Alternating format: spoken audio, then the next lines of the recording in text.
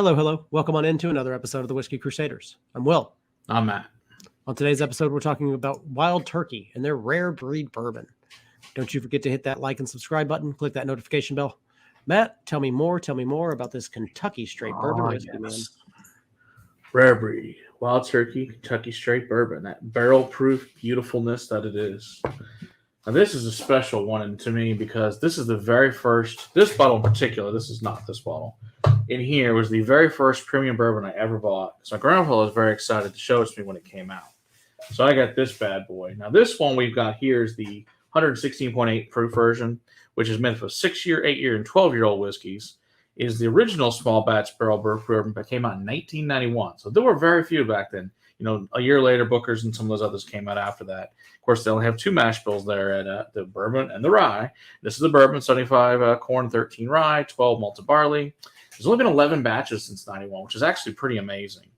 That's all there's been, because they tank them up and then they just put them out for years and years and years. It's just kind of cool. Because even the current newer bottles that I don't really care for the new bottle shape. It's kind of boring that they put this and Kentucky Spirit into.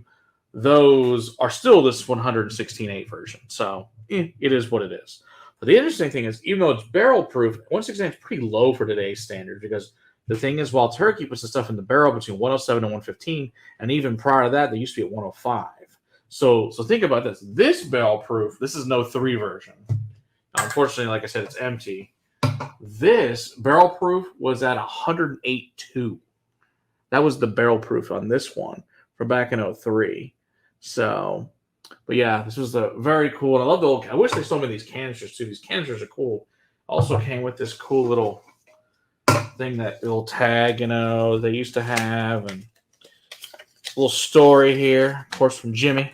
He's a great guy, and you get all that little stuff in here. So, yeah, it's just one of those things. But yeah, this is. I mean, you think about this bottle. Rare really been around for 12 years when that bottle came out. So it's pretty cool. You enjoyed the Rare Breed Society back in the day. And think about this. When this came out, nobody gave a crap about bourbon in 91.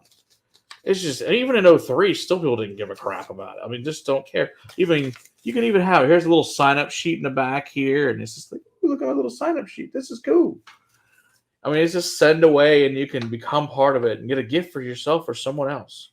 I look forward to the membership of the Rare Breed Society. I don't know. I just thought that was cool. So, like I said, it's my very first bottle of premium bourbon I bought back in the day. So, and that, when I paid for this back in the day, I think I paid like $40 for the time. $40 is a tremendous amount of money for bourbon. The only funny thing is, when I bought this one, I think this is probably from 15 or 16, something like that. This was still only like 45. So, and today's price linked up to most places still about 45, but some places around 50. But I still think it's very fair, and you can find it at pretty much any liquor store. It's not going, I'm never going to find this anywhere. So I'll give Wild Turkey that. At least you can find the damn things. All right. So before what you guys actually give a crap is what it tastes and smell like. Let's find out and let you guys know. But I love story time, and that, to me, whiskey is the most important things about stories. While we get into this, is Wild Turkey Rare Breed is one of the things that got me into this. So I thought you guys would like that story. All right. Ooh, cinnamon toffee, vanilla. Oh, yes. Caramel, spiced. Ooh, it's such a fun cinnamon sugar bomb. Mm-hmm. Orange zest, tobacco, figs, butterscotch, a little milk chocolate, a little medicinal cherry. It's very effervescent. Aromatic black cherry. Black cherry, yeah. Antique shop, vanilla bean, honey. This is what bourbon is supposed to smell like. Absolutely. Dusty like an old book. Yeah. It's just nice. And it doesn't say the proportions of the 6, 8, and 12, but we know Jimmy likes between 8 and 12, so I'm guessing it's most of those two.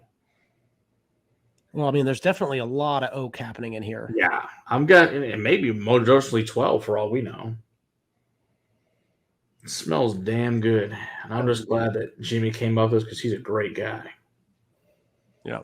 Can you imagine if it never hit like that, and it remained like gin and everything's still at 40%? Not blow, dude. Yeah, like, because you think about this, when this came out, no one was doing this. There was no barrel proof. No. Tequila just now is starting to have some come out.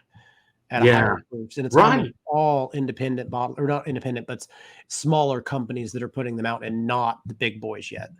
No, it's still 40. It blows. Yeah, I'm waiting for Patron or one of those to come out with something big. The only thing I've seen is Casa Noble did a Hoven at 105. Mm.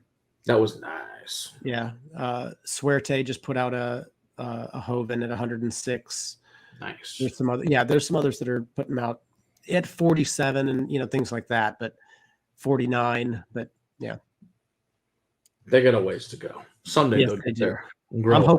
I'm hoping. Yeah, I'd love to see cast strength tequila. Sounds great. Mm.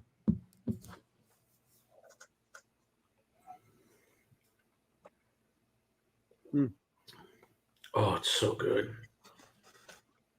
Very clean for 116. Yeah, nice and so much caramel and butterscotch, though. It's just crazy. It's like you can feel it, like dripping down your throat, like almost like consistency of pudding, as far as the way it feels in your mouth.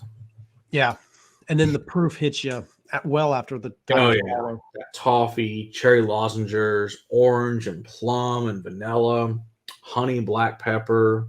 I do agree that it is piece of very steak. sweet, but I feel like there is enough 12-year-old bourbon in there that it's balanced out. Oh yeah, for sure. Lots of nice cinnamon and sage and Italian seasonings and tobacco and leather, and oh, it's nice. It's just so nice. Now, I will say this used to have the old funk, and this thing was glorious. When I did open this, I did compare it to the old one.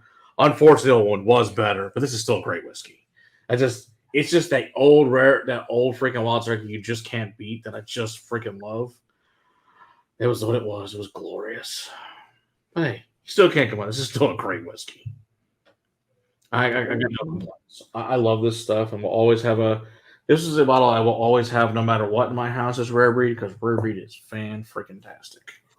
Yeah, I couldn't agree more. It's a good solid bourbon that you can constantly find on the shelf for now. Who knows when that's going to change, but God, I hope it never does. For now, it's still one that you can find pretty readily. Yep.